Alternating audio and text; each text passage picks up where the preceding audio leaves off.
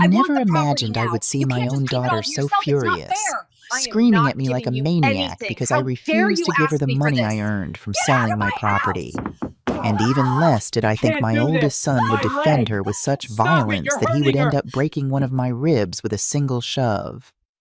But what neither of them knew was that in exactly 20 minutes they would bitterly regret being born when they discovered the truth I had been silently keeping. I'm glad to have you here. Follow my story until the end and comment the city you're watching from. My name is Sandra Mason. I am 64 years old, and all my life I have been a simple, hard-working woman, one of those who wakes up every day at 5:30 in the morning to prepare coffee and think about everything I have to do. I live in a modest little house on the outskirts of this small town with my small garden where I grow tomatoes and cilantro, and where every morning I greet my chickens before giving them their food. My routine has been the same for years. Black coffee without sugar, buttered toast, and then I sit on the porch to watch the sunrise while I plan my day. Some might call it boring, but I find peace in these simple moments before the world wakes up. It's during these quiet mornings that I feel closest to John. I have been a widow for 8 years.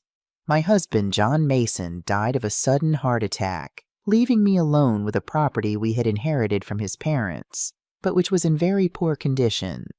It was a large property with nearly 20 acres, but it needed a lot of work and money to be productive again. That day is still carved into my memory. I was making John's favorite apple pie when I heard the thud from the barn. By the time I reached him, his eyes were already vacant, staring at the ceiling beams he had installed himself 30 years earlier. I remember how the paramedics tried to revive him for what seemed like hours, but deep down I already knew he was gone. The way his calloused hand had gone limp in mine told me everything I needed to know. "I'm sorry, Mrs. Mason," the young paramedic had said, his face showing genuine sorrow. "There was nothing we could do. Throughout all these years, while my children, Matthew and Emma, lived their lives in the city, I managed as best I could to stay afloat. I worked cleaning houses, selling turkey and mashed potato plates on the weekends, and even babysitting the neighbors' children to be able to pay my basic expenses. My hands, once smooth and delicate in my youth, had become weathered road maps of my struggle. The arthritis was starting to set in, making mornings painful, but I never complained. Not to anyone. I never asked my children for financial help because I knew they had their own responsibilities. And besides, I have always been a proud woman, one of those who prefers to solve her problems alone rather than be a burden to anyone. Matthew would call occasionally, usually around holidays or my birthday. Emma would visit maybe twice a year, her designer purse clashing with my worn-out furniture. They had their lives, and I had mine. That's how it had been for years. The farm had become a constant worry. The roofs leaked, the fences were broken, and the vegetation had grown so much that it looked like an abandoned jungle. Several neighbors had suggested I sell it, but I always refused because I felt I would be betraying John's memory. That land had been his family's dream for generations, and getting rid of it felt like tearing out a piece of my heart. John's father had purchased it after returning from World War II, determined to build something lasting for his family. John had grown up there, and we had raised our children there.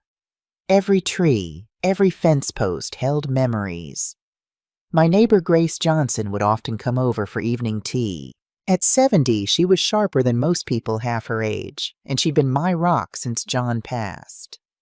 "Sandra," she said one evening while we watched the sunset, "you're killing yourself trying to maintain this place. John wouldn't want that." "It's all I have left of him," I replied, feeling the familiar ache in my chest whenever I thought about letting go. Grace squeezed my hand. "John isn't in the land, honey. He's in your heart and your memories. Those go wherever you do." I didn't answer, but her words nested in my mind like birds finding a new home. But 6 months ago, everything changed. I received an unexpected visit from a very well-dressed man in a gray suit and a red tie who introduced himself as a representative of a construction company. "Mrs. Mason," he said, extending his hand. "I'm James Wilson from Horizon Development." My initial thought was that he was another one of those pushy salesmen trying to sell me something I neither needed nor could afford. I was already planning my polite rejection as I invited him to sit on my porch swing. I didn't want to be rude, but I had laundry waiting to be hung. "What can I do for you, Mr. Wilson?" I asked, offering him a glass of homemade iced tea. He took a small sip, nodding appreciatively. "Excellent tea, Mrs. Mason. I'll get right to the point. My company is interested in purchasing your property." I nearly laughed. This wasn't the first offer I'd received over the years, usually from locals wanting to expand their farms or from hunters interested in the wooded section. "I'm afraid the property isn't for sale," I said automatically, the words practiced from years of similar conversations. He explained that they were interested in buying my property to develop a housing project. "The location is perfect for our new community development. Easy access to the highway, yet rural enough to appeal to city folks wanting to escape the concrete jungle."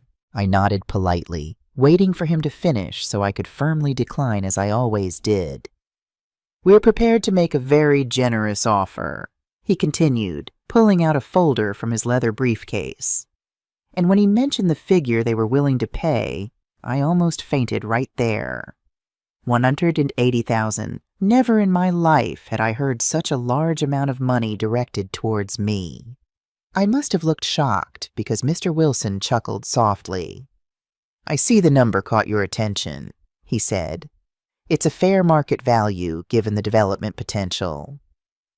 The man told me that the location of my property was perfect for building a modern residential area, and that they were willing to pay that price without haggling as long as I was willing to sign the papers in the coming weeks. I need time to think about it," I stammered, my mind racing with possibilities I had never allowed myself to consider before. "Of course," he said, leaving his card.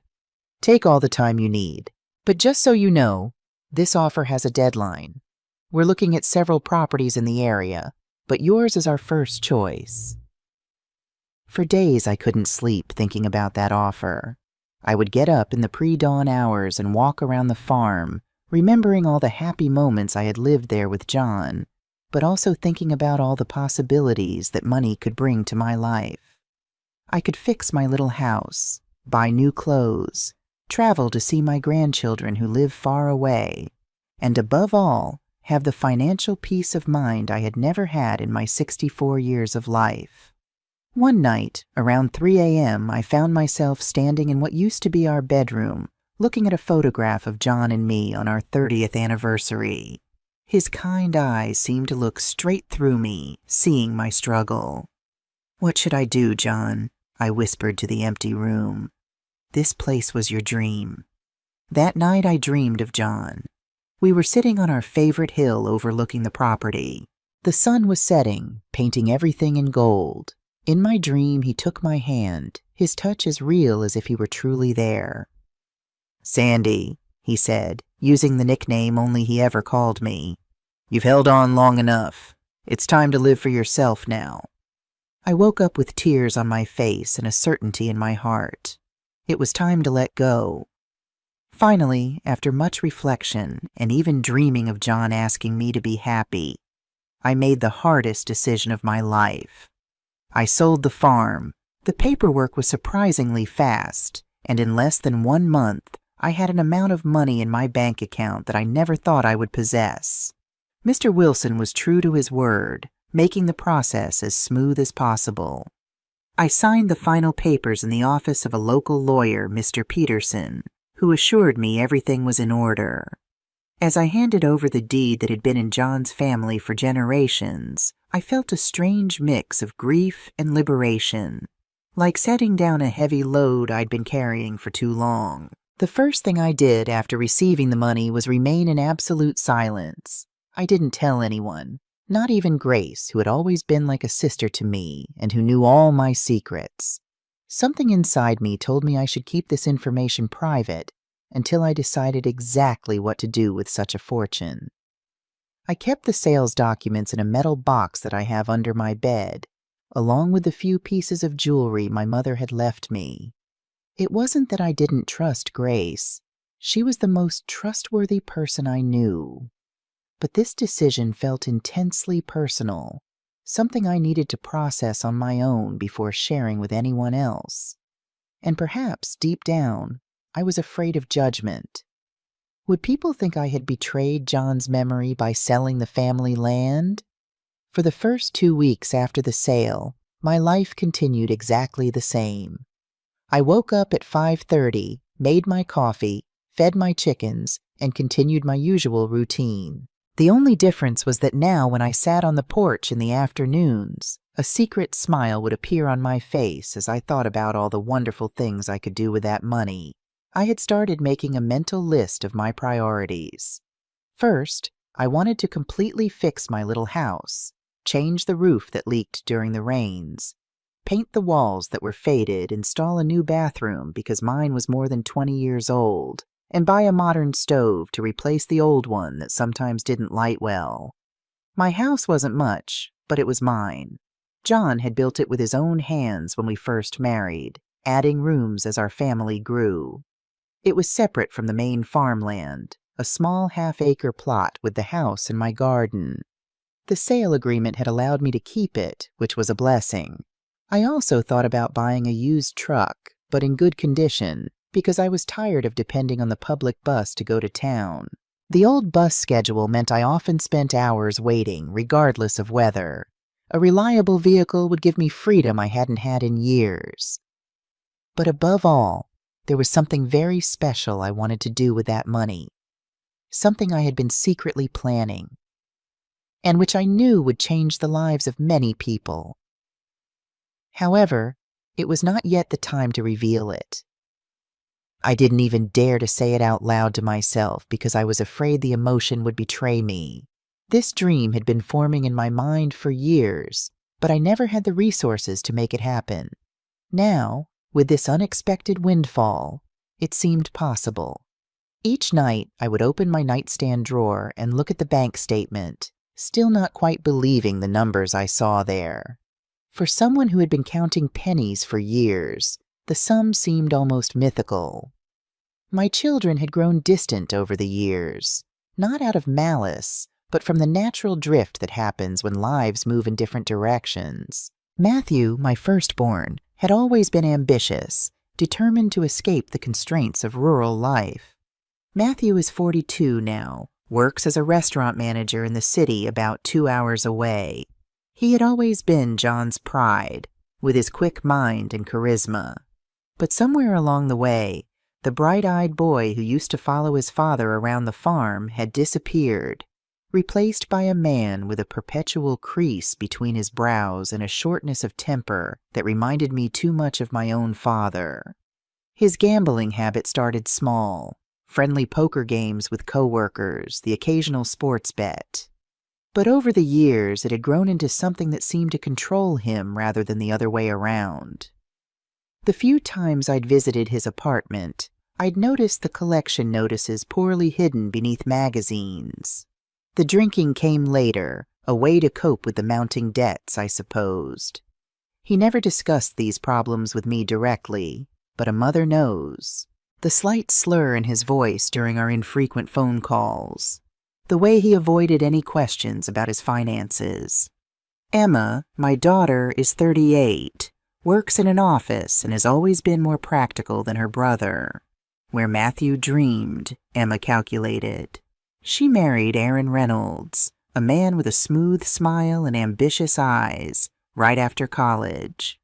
They have 2 beautiful children, my grandchildren Lily and Jacob, who I rarely get to see.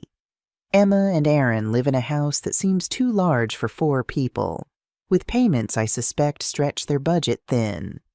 Aaron works in real estate, a field where appearance matters as much as substance. His suits are always impeccable, his car always new, but I've noticed how Emma's smile tightens when he talks about their latest purchase. The last time they visited, about 7 months ago, I overheard them arguing in hushed tones on my back porch. "We can't keep spending like this," Emma had hissed. "The credit cards are maxed out." "Trust me," Aaron had replied, his voice smooth as silk. "I've got a big deal closing next month. It'll turn everything around." I hadn't meant to eavesdrop, but their voices had carried through the open kitchen window as I washed dishes. I never mentioned what I heard, but it troubled me deeply. After John died, the children had come for the funeral, of course. Matthew had stood stiff and uncomfortable in his dark suit, while Emma had taken charge of the arrangements with efficient grief. But once the casserole dishes had been returned to neighbors and the sympathy cards had stopped arriving, their visits became less frequent, their calls shorter. I understood in a way. They had their own lives, their own struggles, and I had never been one to demand attention or complain about being lonely. John and I had raised them to be independent, and they were. Perhaps too much so. The last Christmas we spent together had been 3 years ago. Matthew had arrived late, smelling of airport bars. Emma and Aaron had spent most of the day checking their phones. Only the grandchildren had seemed truly present, delighted by the simple gifts I'd managed to afford. "Mom, you really should consider selling that old farm," Emma had said as they prepared to leave. "It's just sitting there, falling apart, and you could use the money." "It's been in your father's family for generations," I had replied, the same answer I always gave. Matthew had rolled his eyes. "Dad's gone, Mom. He doesn't care about some run-down piece of land anymore." His words had stung, but I had simply smiled and hugged my grandchildren goodbye, wondering when I would see them again. That evening, Grace had come over with leftover pie and a sympathetic ear. "They don't understand what the place means to you," she said as we sat in my small living room, the Christmas tree lights blinking in the corner. "No, they don't," I agreed. "To them, it's just an asset on a balance sheet. Children rarely see their parents as people with their own dreams and histories," Grace said, patting my hand. "It's just how it is." I nodded, but deep down I hoped that someday they might try to understand. That someday we might bridge the growing distance between us. Little did I know then that the farm would soon become the center of a storm that would either tear us apart forever or force us to truly see each other for the first time in years. As the weeks passed after selling the farm, I found myself enjoying simple pleasures I hadn't allowed myself in years. I bought fresh flowers for my kitchen table. I replaced my worn-out slippers with new ones that didn't have holes in the soles. Small luxuries, but they brought me joy. I considered calling my children to tell them about the sale, but always found a reason to delay. Part of me feared their reaction. Not disapproval. I had made my peace with the decision, but rather their sudden interest after years of distance. "You'll have to tell them eventually," Grace said one afternoon as we sorted through my garden harvest. "Better they hear it from you than through the grapevine." I nodded, knowing she was right, but still reluctant. "Soon," I promised. "Once I figured out exactly what I'm doing with the money." Grace gave me a knowing look, but didn't press further. That was her way, offering wisdom, then stepping back to let me find my own path. It was why we had remained friends for over 40 years. What I didn't know was that the decision would soon be taken out of my hands in the most unexpected way. Everything changed one Thursday afternoon when I was watering my tomato plants. I heard the engine of a car approaching along the dirt road that leads to my house. And when I looked up, I saw my daughter Emma's white SUV parking in front of my door. My heart skipped a beat. Emma never visited on weekdays. Her job in the city and the children's school schedules made it impractical. Something must be wrong. I set down my watering can and wiped my hands on my gardening apron, trying to calm the sudden flutter of worry in my chest. Was it one of the grandchildren? Had something happened to Matthew? "Emma!" I called, shielding my eyes from the afternoon sun. "Is everything all right?" Emma got out of the car with a strange smile. One of those smiles that I knew very well because I had seen them since she was a little girl.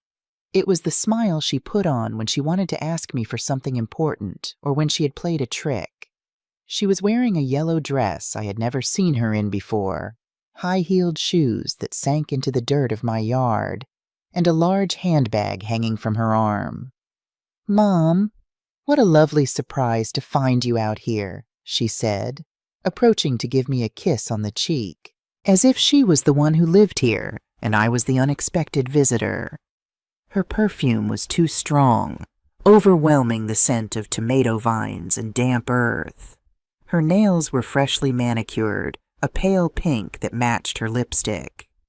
Everything about her seemed calculated, from her casual tone to the way she glanced around the garden as if assessing its value. "I need to talk to you about something very important." There was an edge to her voice that put me instantly on alert. The last time she had used that tone, she had been 16 and trying to convince me to let her go on an unchaperoned weekend with friends, a request John and I had firmly denied. I invited her into the house and prepared a glass of cool water with ice. We sat in my small living room, she on the sofa and I in my favorite chair, the wooden rocking chair that had been my grandmother's. Emma seemed nervous. She played with her car keys and avoided looking me directly in the eyes. The ice clinked in her untouched glass as her fingers tapped in a regular rhythm against it.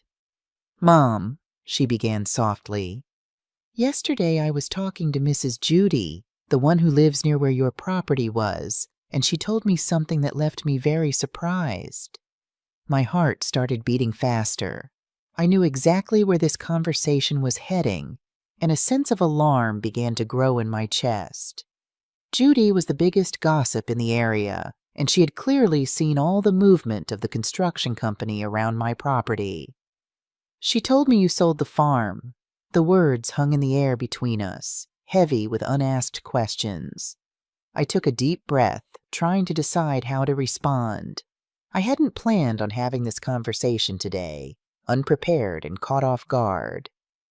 "Yes, I did," I finally said, deciding that honesty was the only path forward. "About a month ago." Emma's eyes widened slightly, more in calculation than surprise. "A month? And you didn't think to tell Matthew or me?" There was accusation in her voice, and something else, a sharpness that reminded me of the way she used to sound when she felt left out of her brother's activities as a child. "I was planning to tell you both once I had sorted through my plans," I said carefully. "It was a big decision, and I needed some time to adjust to it myself. Mom, this is huge. That property has been in the family forever. How could you sell it without even consulting us? What did you even get for it? It couldn't have been much given the condition it was in." The dismissive way she spoke about the farm, the land her father had loved so deeply, stung more than her accusation, as if it had been worthless, a burden to be discarded rather than a heritage to be respected. "The developer made a fair offer," I said, not ready to reveal the exact amount. Something in Emma's manner had raised my guard, a protective instinct I couldn't quite explain. "How much, Mom?" Her voice was insistent now, the pretense of casual conversation abandoned. "That's not really—" "Was it over $100,000? She pressed, leaning forward. I hesitated, then nodded slightly. Emma's eyes lit up, and I immediately regretted confirming even that much. "Well," she said, her tone suddenly brighter. That's wonderful, Mom. It's actually perfect timing."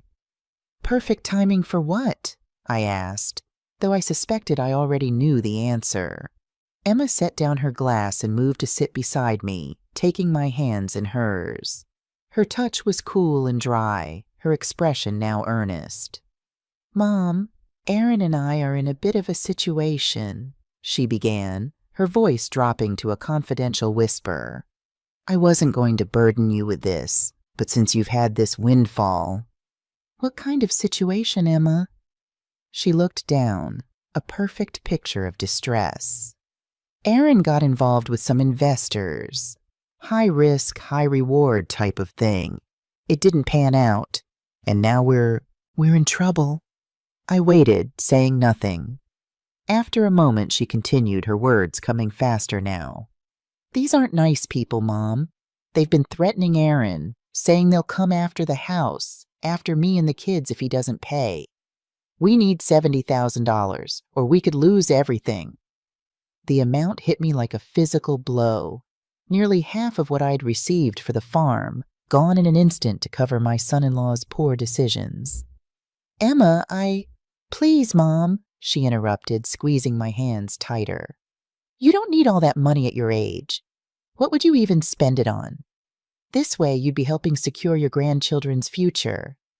Isn't that what Dad would have wanted? Her invocation of John felt like a manipulation, a calculated appeal to emotions rather than a genuine belief. John had always taught our children the value of making their own way, of facing the consequences of their choices. He would never have expected me to bail them out at the expense of my own security. I need some time to think about this, I said, gently extracting my hands from hers. This is all very sudden. Disappointment flashed across Emma's face, quickly replaced by determination. There isn't much time, Mom. These people want their money by the end of the month. I understand, but I still need to consider it carefully. I'm not saying no, just that I need a few days. This wasn't entirely true. In my heart, I already knew I wouldn't be handing over such a large sum without more information, without some assurance it wouldn't simply disappear into the same black hole that had created this crisis.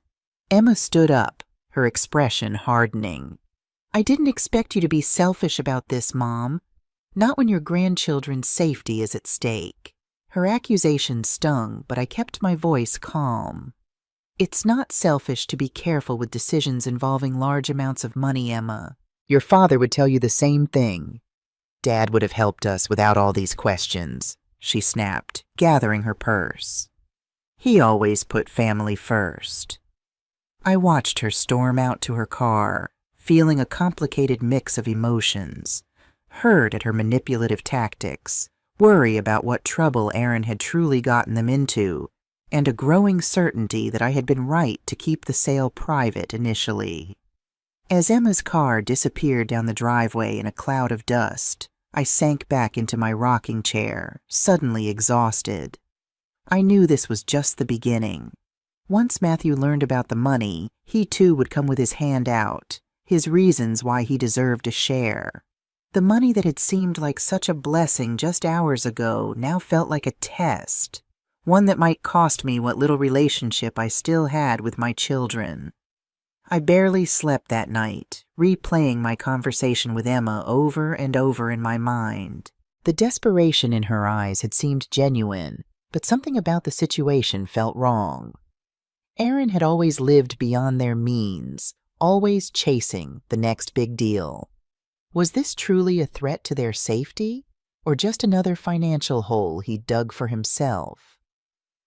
By morning, I had made a decision. I wouldn't give Emma the money, at least not directly.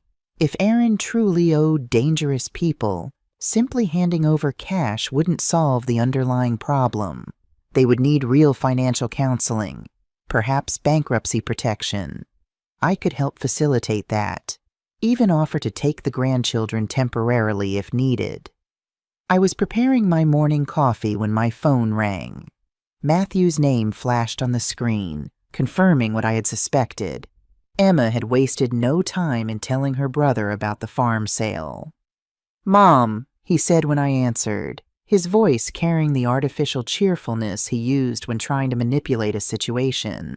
"How are you doing this morning?" "I'm fine, Matthew," I replied evenly. "I assume you've spoken with your sister." He gave a short laugh. Right to the point, as always. "Yes, Emma called me last night. She was pretty upset." "I imagine she was." "Look, Mom, I think we need to have a family meeting about this. The farm was Dad's legacy to all of us, and decisions about it should have been made together." I sighed, feeling a familiar frustration rising. Matthew, your father left the farm to me, not to all of us. I maintained it alone for 8 years while you and Emma visited maybe twice a year. I think that earned me the right to make decisions about its future. There was a pause, and when Matthew spoke again, his tone had hardened. So that's how it is? You cash in on Dad's property and don't think his children deserve any say or any share? That's not what I said. It's exactly what you're saying. His voice rose, the fake pleasantness evaporating. Emma told me how much they offered you. Do you have any idea what that kind of money could do for me right now? I'm drowning here, Mom. The confession slipped out before he could stop it, revealing the real reason for his call. Not concern about family legacy or hurt feelings, but his own financial troubles. What's going on, Matthew? I asked, softening my tone. Despite everything, he was still my son, and his pain was my pain. He hesitated, then sighed heavily. I'm in a bad spot, Mom. The restaurant isn't doing well, and I made some investments that didn't pan out. I owe some people money. A lot of money. Gambling debts? I asked directly, tired of dancing around the issue we'd all pretended not to see for years. Another long pause. Yeah, he finally admitted. About 50,000. They're threatening to break my legs if I don't pay up soon. I could lose my apartment, my job, everything. I closed my eyes, feeling the weight of both my children's crises settling on my shoulders. Together, they were asking for $120,000, 2/3 of what I'd received for the farm. Money that was supposed to secure my future, to fund the dream I'd been nurturing for years. I need to think about this, Matthew. These are large sums, and I need to be sure I'm doing the right thing. What's there to think about? His voice rose again. Your children need help. Isn't that more important than whatever you're planning to do with the money? What do you even need it for at your age? It was the second time in 24 hours one of my children had dismissed my future as unimportant, as if my age rendered my dreams irrelevant. The casual ageism stung more than I cared to admit. I'll call you back in a few days, Matthew, I said firmly. I love you, but I need time to consider my options. He started to protest, but I ended the call, my hands shaking slightly. I set my phone down on the kitchen counter and moved to the window, looking out at my small garden where the morning sunlight was just beginning to touch the tomato plants. For the next week, my phone rang constantly. Emma and Matthew took turns calling, texting, and leaving voicemails, each message more urgent and guilt-inducing than the last. Emma sent photos of the grandchildren with captions like, "They miss their grandmother," and "They're counting on you." Matthew alternated between angry demands and pitiful pleas. I began screening my calls, answering only for Grace, who provided a much-needed voice of reason amid the emotional storm. They're both adults who made their own choices, she reminded me over tea on my porch. You didn't create these problems, and you may not be able to solve them, even with the farm money. But they're my children, I said, watching a hummingbird dart among my flower baskets. I can't just ignore their troubles. Grace nodded understandingly. Of course not, but there's a difference between helping and enabling. Maybe there's a middle ground, a way to assist that doesn't involve simply handing over cash. I was considering her words when my phone chimed with a text message. It was from Emma, and the content sent a chill through me. Aaron found a lawyer who says we can petition for conservatorship if we can prove you're not making sound financial decisions. Selling family property without consulting family could be evidence. Please don't force us to go this route. Just help us, and this all goes away. I showed the message to Grace, whose face darkened with concern. That's not just emotional manipulation anymore, Sandra. That's a threat. They're talking about trying to take control of your finances, your independence. Would that even be possible? I asked, my stomach knotting with anxiety. I'm perfectly capable of managing my own affairs. It would be difficult, but not impossible, if they find an unethical lawyer and doctor willing to support their claims, Grace said grimly. Elder law is complicated, and sometimes the system can be manipulated. What should I do? Grace took my hand firmly. First, don't delete that text. It's evidence of coercion. Second, I think it's time you speak with a lawyer of your own, someone who specializes in elder law and can advise you properly. As Grace helped me research local attorneys, my phone rang again. This time it was a number I didn't recognize. Against my better judgment, I answered. Mrs. Mason? A smooth male voice inquired. This is Franklin Morris, an attorney representing your daughter Emma and her husband. I was hoping we could schedule a meeting to discuss some family concerns they've brought to my attention. The casual way he referenced family concerns, as if my children's financial irresponsibility was somehow my responsibility, solidified my resolve. Mr. Morris, I replied, straightening my spine though he couldn't see me. I am not interested in meeting at this time. If you have legal matters to discuss, you may contact my attorney, whom I am in the process of retaining. Good day. I ended the call before he could respond, feeling a strange mix of fear and determination. The pressure was mounting, but something in me had hardened. The money from the farm represented not just financial security, but the freedom to make my own choices after decades of putting everyone else first.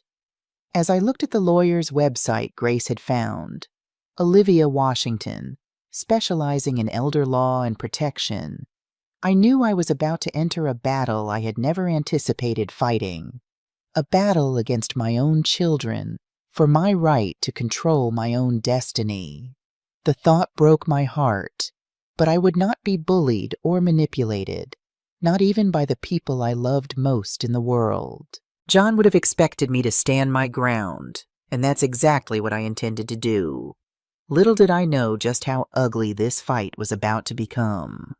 3 days after receiving Emma's threatening text, I was sitting on my porch swing, watching the sunset and trying to calm my nerves.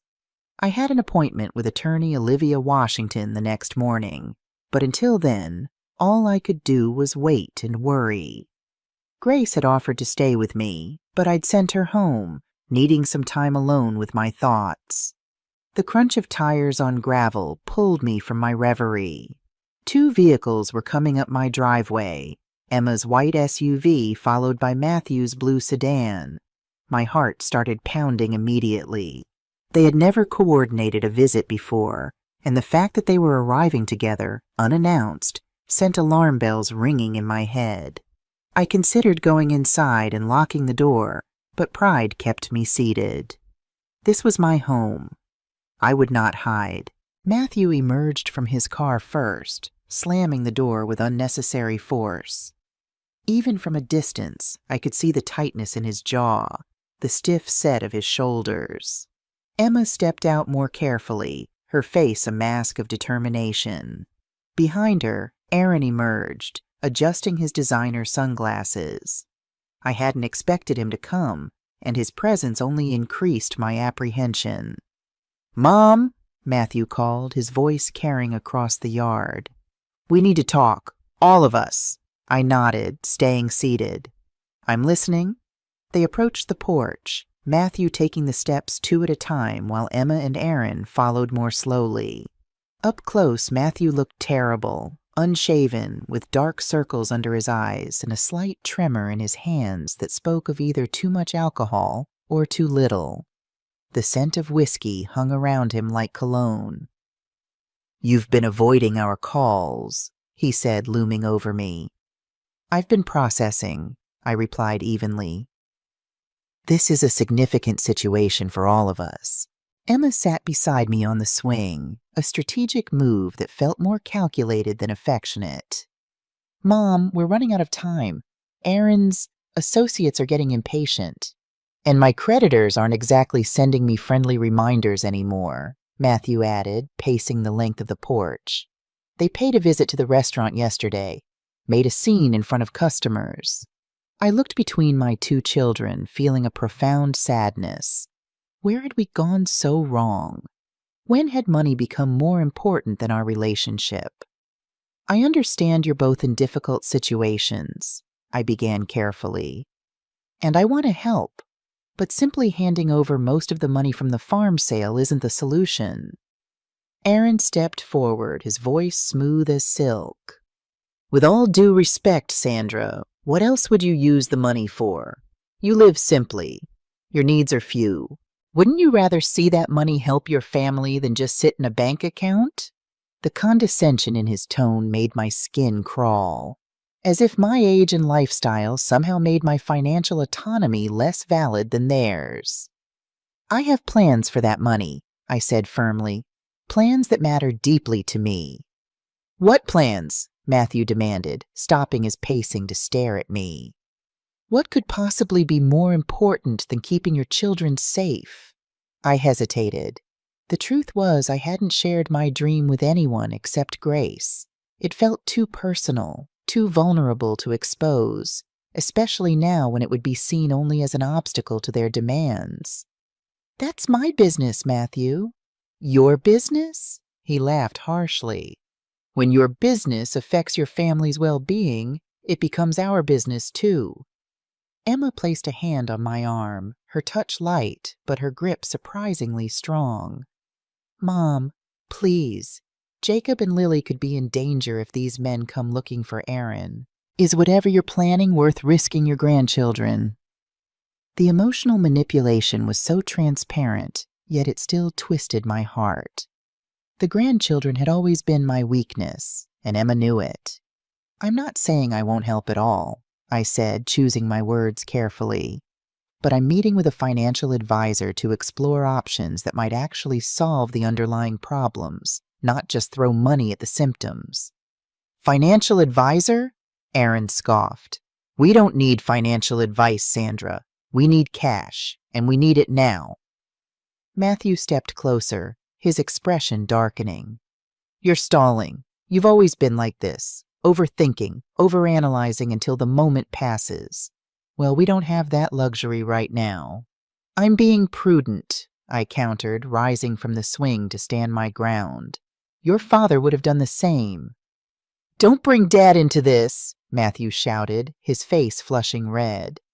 He would have helped us without all this questioning and judgment. Your father taught you both about responsibility and consequences, I said, my own anger rising now.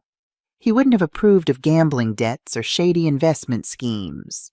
You have no idea what Dad would have wanted, Emma jumped in, standing beside her brother in a united front.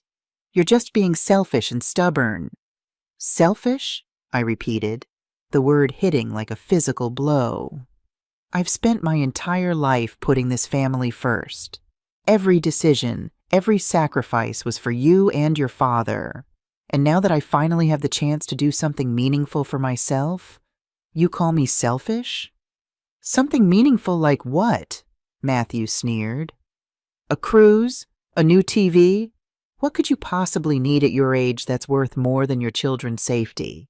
The dismissal in his voice, the implication that at 64 my dreams were somehow less valid than his, ignited something in me. A lifetime of accommodation and compromise coalesced into a moment of pure, righteous anger. This is my money, I said, my voice low but firm. Mine to decide how to use. Not yours, not Emma's, mine. And I will not be bullied or manipulated into giving it away, not even to my children. A dangerous silence fell over the porch. I could see something changing in Matthew's eyes, a darkness gathering like storm clouds. His hands clenched into fists at his sides, trembling slightly. You ungrateful, selfish old woman, he hissed, stepping toward me. After everything we've done for you. What exactly have you done, Matthew? I interrupted, refusing to back down. Visit twice a year? Call on holidays? While I've been here alone, maintaining Dad's property, working 3 jobs sometimes just to make ends meet? "Stop it!" Emma shouted, but neither of us was listening anymore. "I'm your son!" Matthew roared, his face inches from mine now. "That should count for something." "And I'm your mother," I replied steadily. "That should count for something too." What happened next occurred so quickly I barely had time to register it. Matthew's face contorted with rage, and he gave me a hard shove. I stumbled backward, off balance, and felt my side hit the corner of the old wooden hope chest that had sat on my porch for decades. A sharp, searing pain exploded in my ribs as I crumpled to the floor. Through the haze of pain, I heard Emma scream. Aaron shouted something. Matthew stood frozen, horror replacing rage on his face as he stared at his hands as if they belonged to someone else. "Mom?" His voice sounded distant, shocked. "Mom, I didn't mean to." I couldn't respond. Each breath sent daggers through my side. Black spots danced at the edges of my vision as I tried to focus, to stay conscious. "We need to call an ambulance," I heard Aaron say. "No!" Matthew's voice was panicked now. "No police, no reports. I can't have an assault charge. I'll lose my job." "She's hurt, Matthew." Emma's face appeared above me, pale and frightened. "It was an accident," Matthew insisted. "Mom, tell them it was an accident."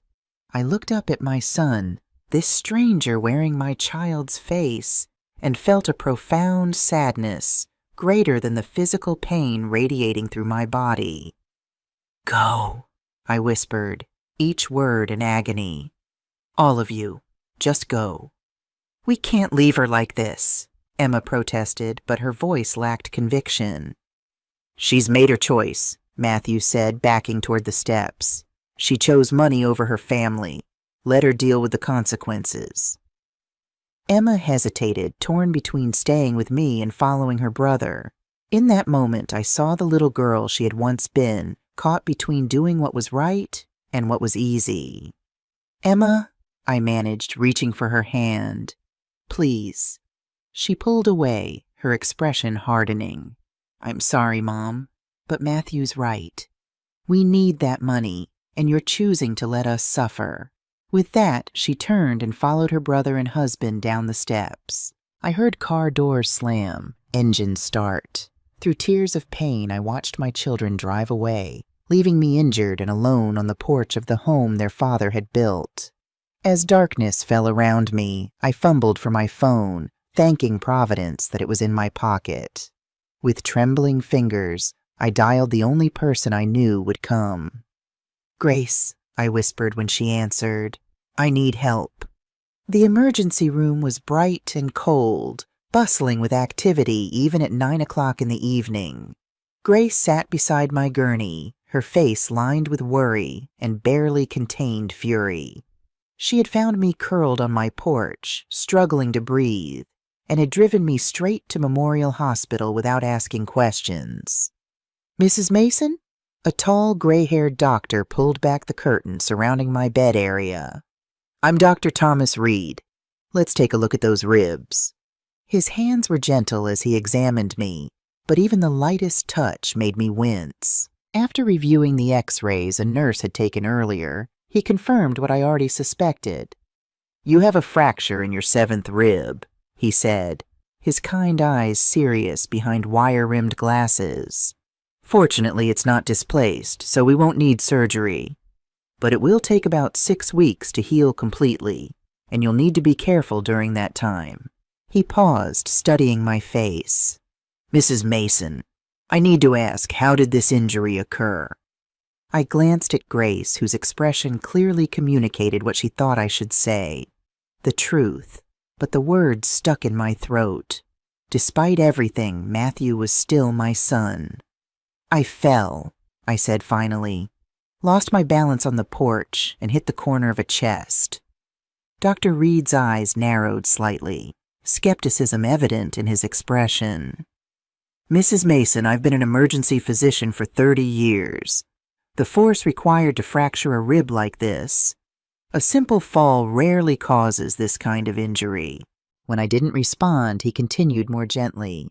I understand this is difficult, but if someone hurt you, we can help. There are resources, protections for elder... I'm not an elder abuse case, I interrupted more sharply than I intended. The term itself, elder abuse, felt like an additional insult, a reminder of how the world now categorized me. Not just Sandra, but elderly Sandra, vulnerable Sandra, a victim. Dr. Reed nodded respectfully. All right, but my door is open if you change your mind. He wrote a prescription for pain medication and provided instructions for care before leaving us alone. As soon as he was gone, Grace leaned forward. Sandra Mason, I have known you for 40 years, and I have never known you to be a coward or a liar. What are you doing? It's complicated, Grace. No, it's not. Matthew assaulted you. He pushed you so hard he broke your rib, and then he and Emma left you there, injured and alone. There's nothing complicated about that. I closed my eyes, suddenly exhausted. He's my son. Being your son doesn't give him the right to hurt you, Grace said firmly. What if he had pushed you harder? What if you had hit your head instead of your side? You could have died out there, alone on that porch. The truth of her words sank in, heavy and undeniable. Matthew's actions had crossed a line that couldn't be uncrossed. And Emma's choice to leave. That had been its own kind of violence. I'm meeting with the attorney tomorrow, I said finally. Olivia Washington. I'll tell her everything, including what happened today. But I'm not ready to file a police report. Not yet. Grace didn't look happy, but she nodded. Fair enough. But you're not staying alone tonight. You're coming home with me. I can manage. This isn't negotiable, Sandra, Grace interrupted. My guest room is already made up, and I'm not taking no for an answer. You need help, and that's what friends are for. Too tired and in too much pain to argue, I nodded gratefully. As Grace helped me into her car after I was discharged, I thought about Matthew, wondering where he was and what he was feeling. Was he sorry? Did he regret what he'd done? Or was he just worried about the consequences for himself? Later that night, lying in Grace's guest room with pain radiating through my side, despite the medication, I checked my phone. 3 missed calls from Emma, 1 from Matthew, and 2 text messages. From Emma. Mom, please call us. We're worried about you. Aaron is looking into some options that could help everyone. From Matthew. I'm sorry about what happened. I was drunk and desperate. But we still need to talk about the money. Call me. Not a single genuine apology. No acknowledgement of the severity of what had happened.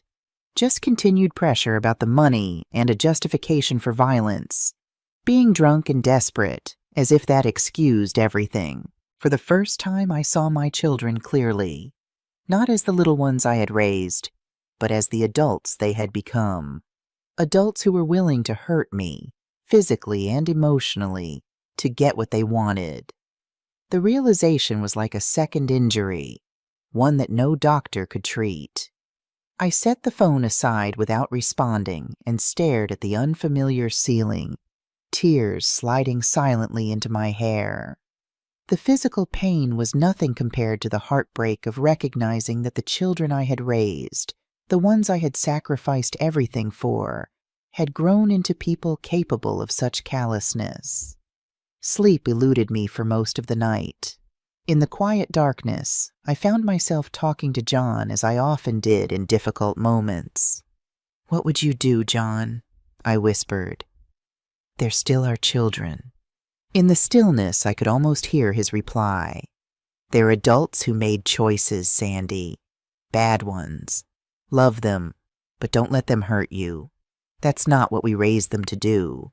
By morning, I had made my decision. I loved my children, would always love them. But I would not allow them to bully, manipulate, or harm me. Not for money, not for anything. Whatever happened next, I would face it with the same strength and dignity John had always admired in me. What I didn't yet realize was just how far Emma and Aaron were willing to go in their pursuit of my money.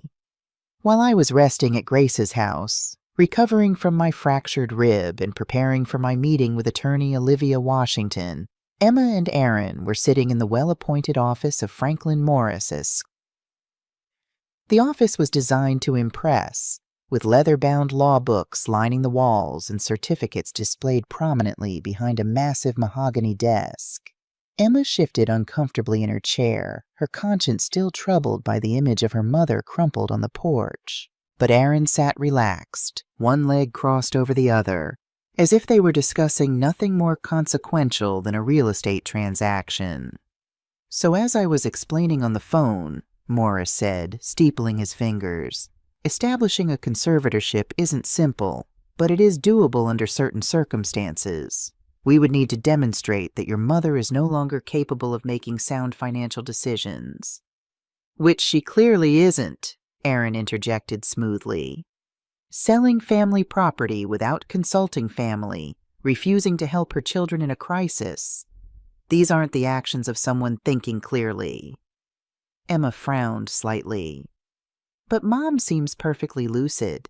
She manages her household, pays her bills on time, maintains her garden." Morris waved a dismissive hand. "Physical competence isn't the same as financial competence.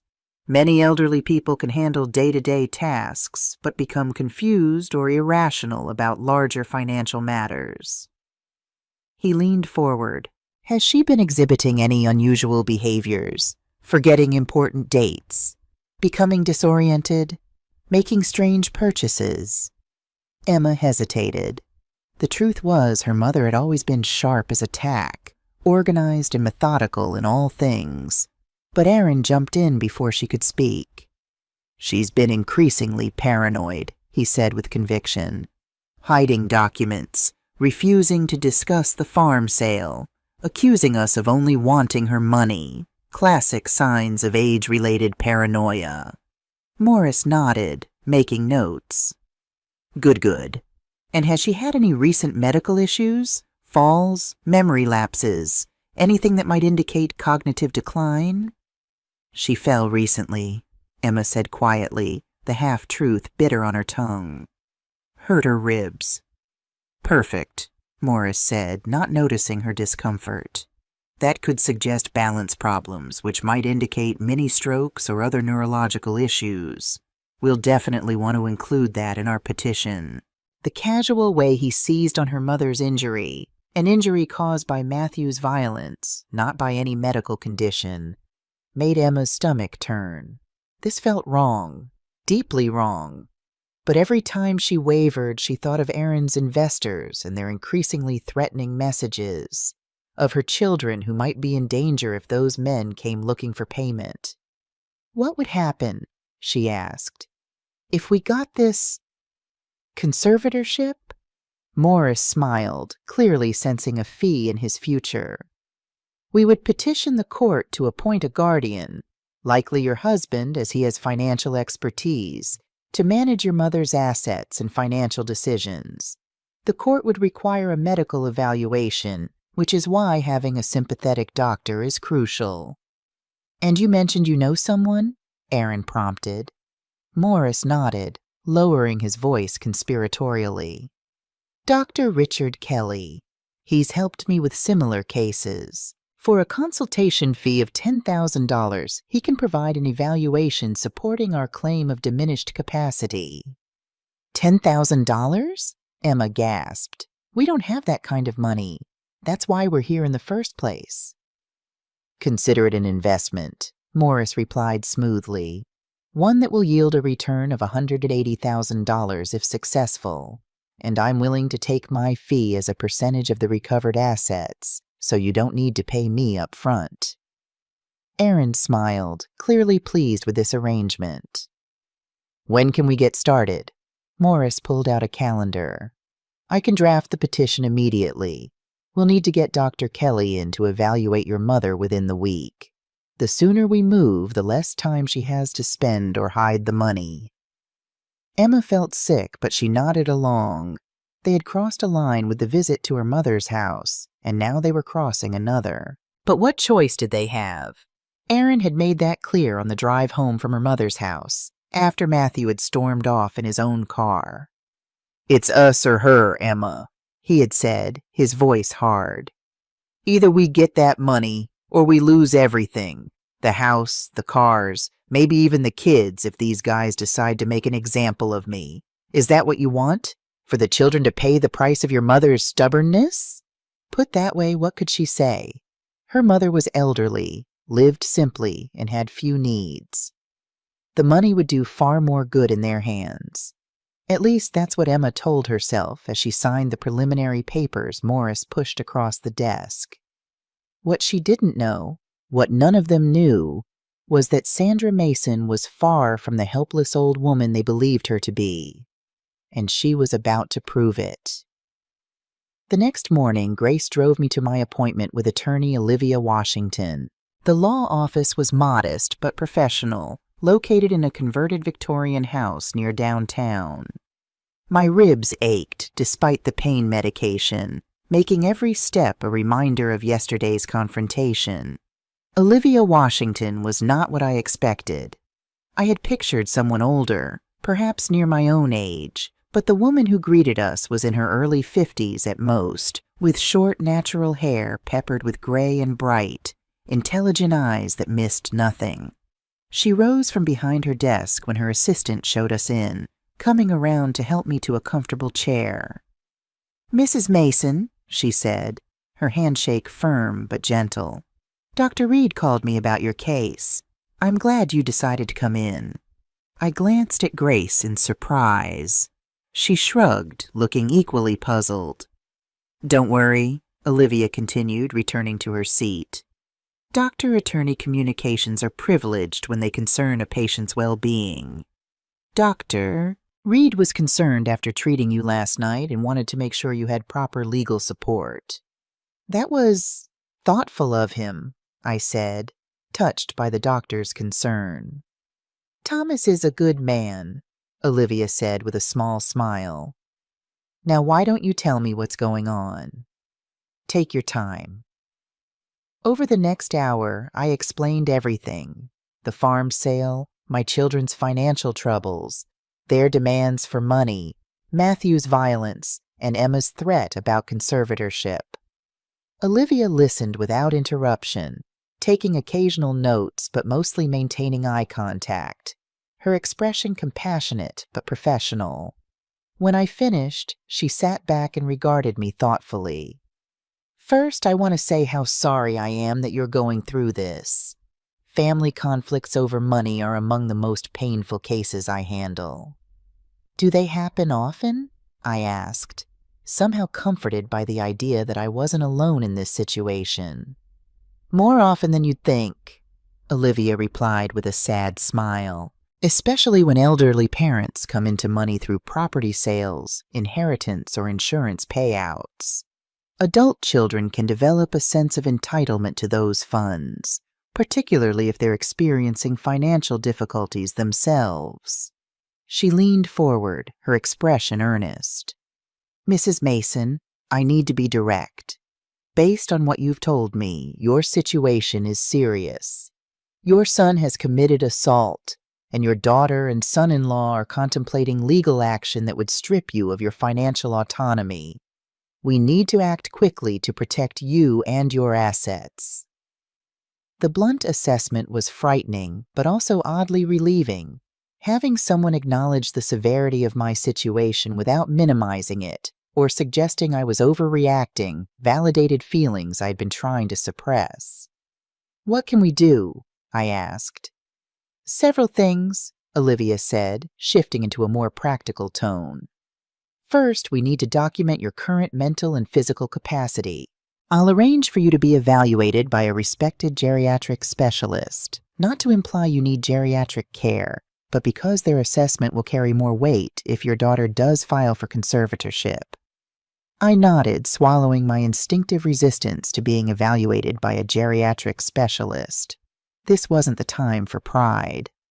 Second, Olivia continued, we should secure your assets. I'm concerned that if your children are desperate enough, they might try to access your accounts directly. They don't have access to my accounts, I assured her. Are you certain? Olivia asked gently. No joint accounts from years ago? No documents where you might have listed them as authorized users? Many parents do this when children go to college and never think to remove them later. I started to shake my head, then paused, remembering. There is one account, a small checking account I opened when Matthew was in college. I added him so he could deposit his work-study checks. I haven't used it in years, but I never closed it. Olivia nodded. We should address that immediately, and we'll want to change passwords on all your online accounts, just to be safe. Is all this really necessary? Grace asked, speaking up for the first time. It feels like we're preparing for war against Sandra's own children. Olivia's expression softened. I understand how this feels, but I've seen too many cases where family members emptied accounts or took other drastic actions when they felt entitled to money. I hope none of that happens here, but I believe in being prepared. She turned back to me. There's one more thing we should discuss, Mrs. Mason. The assault. I tensed, knowing what was coming. I strongly recommend filing a police report, Olivia said, her tone gentle but firm. I know that's a difficult step to take against your own son, but it establishes a record of his behavior. That could be crucial if this situation escalates. I can't send my son to jail, I said, the words catching in my throat. Olivia reached across the desk and briefly touched my hand. Filing a report doesn't automatically mean he'll be arrested or jailed, but it creates an official record that could be important for your protection going forward. I looked down at my hands, thinking of the little boy Matthew had once been, earnest and kind, always trying to make me laugh when I was sad. How had we come to this? I need to think about that part, I said finally. Olivia nodded. I understand. We'll focus on the other protective measures for now. She picked up a pen. There's something else I think you should know, Mrs. Mason. Something personal that might help you understand why I take these cases so seriously. I looked up, surprised by the shift. 10 years ago, my own son manipulated me out of my retirement savings, Olivia said, her voice steady but with an undercurrent of old pain. He was addicted to drugs, though he hid it well, and he convinced me he needed the money for a business opportunity. By the time I realized what was happening, nearly $200,000 was gone. I had to postpone retirement and start over financially at 55. I'm so sorry, I said, genuinely moved by her vulnerability. It was a hard lesson, she acknowledged, but it led me to specialize in elder law, to help others avoid similar situations. So when I say I understand what you're going through, the love for your child warring with the need to protect yourself, I truly do. In that moment, I knew I had found not just a lawyer, but an ally who genuinely comprehended the complex emotions I was experiencing. It gave me the courage to ask the question that had been weighing on me since I entered her office. There's something else, I said hesitantly. Something I haven't told many people about why I'm reluctant to give away the money from the farm. Grace looked at me curiously. Even she didn't know the full story, only that I had plans for the money. Go on, Olivia encouraged. I took a deep breath and shared the dream I had been nurturing for years. The real reason I needed the farm money, the legacy I hoped to create. As I spoke, I saw understanding dawn in Olivia's eyes, followed by a deep respect that bolstered my resolve. That's remarkable, she said when I finished. And all the more reason to make sure you retain control of those funds. What you're planning could help so many people. My children would say I'm choosing strangers over family, I said softly. You're choosing to honor a promise and create meaningful change, Olivia corrected firmly. That's not something to apologize for. We spent the next hour developing a comprehensive plan to protect me legally and financially. By the time we left, I had scheduled appointments with a geriatric specialist and a financial advisor, changed passwords on all my accounts, and begun the process of securing my assets. I had also recorded a detailed statement about recent events, which Olivia would keep on file in case it was needed later. As Grace helped me back into her car, I felt something I hadn't experienced in days. Hope. I might be bruised and in pain, but I was not powerless.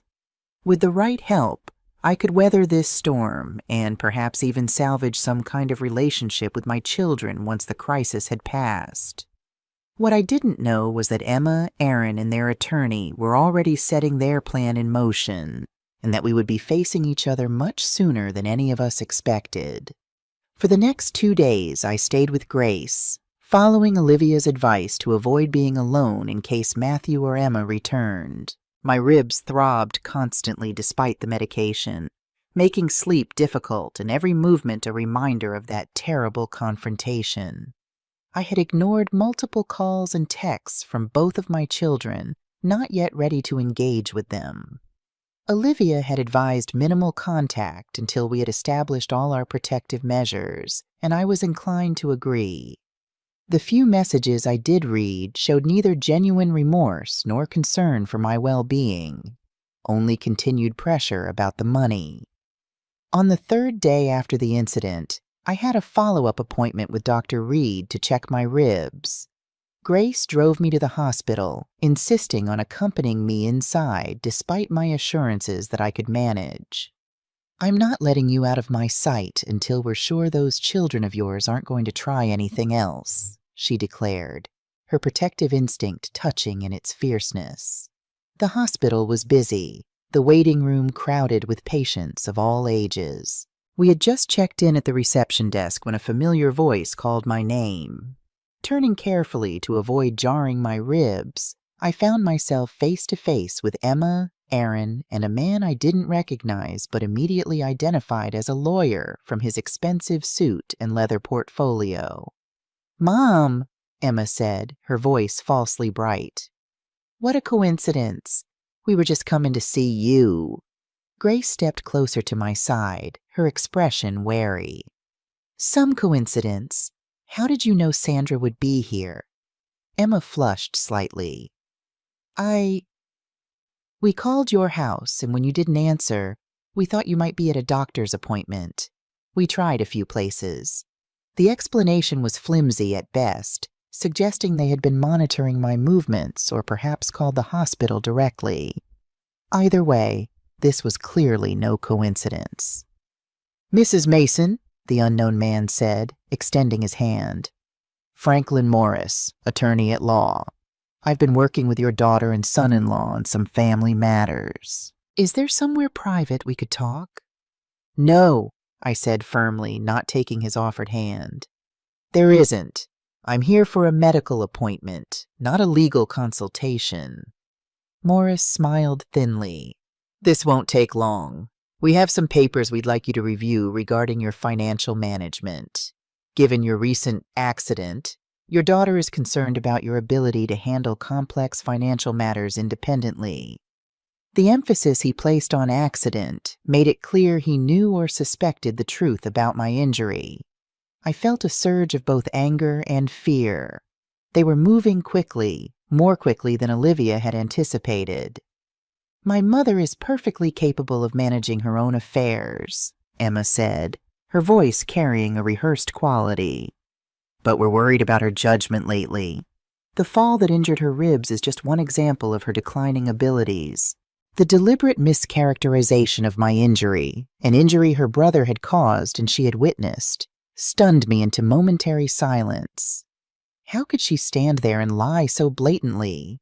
Grace had no such hesitation. "That is absolutely not what happened, and you know it, Emma Mason. Your brother pushed your mother so hard he broke her rib, and you both left her lying there in pain. How dare you try to use that as evidence of her incompetence?" Several heads turned in the waiting room, drawn by Grace's raised voice. Emma's face reddened, but Aaron stepped smoothly into the breach. "Mrs. Johnson, with all due respect, you weren't there. My wife and I are simply concerned about Sandra's well-being. These papers are just a precaution to ensure her assets are properly managed during her recovery." "May I see these papers?" I asked, my voice steadier than I felt. Morris handed me a document folder with an air of triumph. Opening it, I quickly scanned the contents, my heart sinking as I recognized the petition for temporary conservatorship. They had moved even faster than I feared, already preparing legal documents. "This petition claims I'm showing signs of dementia and financial incompetence," I said, looking directly at Emma. "Is that really what you believe? Or is it just a convenient way to get control of my money?" Emma couldn't meet my eyes. "Mom, it's not like that. We're worried about you." "Mrs. Mason," Morris interjected, "this is a temporary measure until you've recovered. Your daughter and son-in-law would simply manage your finances while you focus on healing. Once you're better, we can reassess." I might have been intimidated if not for my meeting with Olivia. Now I recognized the tactics for what they were. A calculated attempt to catch me off guard, pressure me into signing something while I was vulnerable and without legal representation.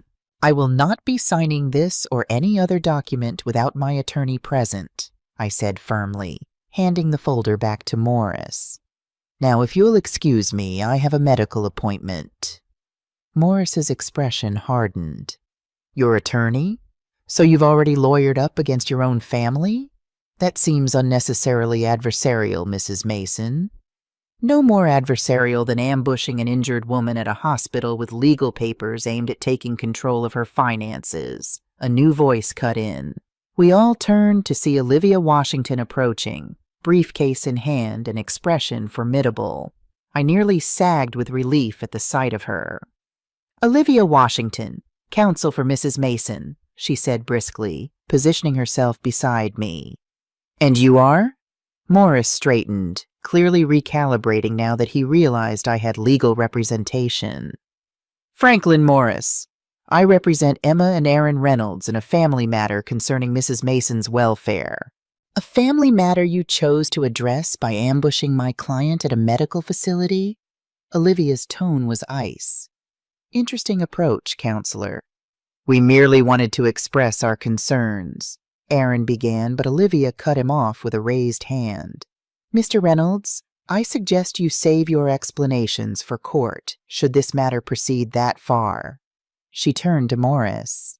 "I'll be reviewing any and all petitions you file regarding my client, and I should inform you that we've already taken steps to document Mrs. Mason's mental and financial competence, including assessments by multiple independent specialists."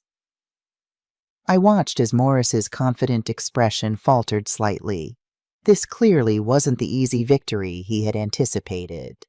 "Furthermore," Olivia continued, "we have documented evidence regarding the true nature of Mrs. Mason's injury, including witness statements and medical records that directly contradict the accident narrative in your petition." Emma paled visibly at this, finally seeming to understand the seriousness of the situation. "Mom," she said, her voice smaller now, "we just want what's best for everyone." "What's best for everyone," I replied, finding strength in Olivia's presence, "would be for you and your brother to respect my decisions and my autonomy. I am not a bank account to be raided when you're in financial trouble. I am your mother." "This isn't over," Aaron muttered, but Morris placed a restraining hand on his arm.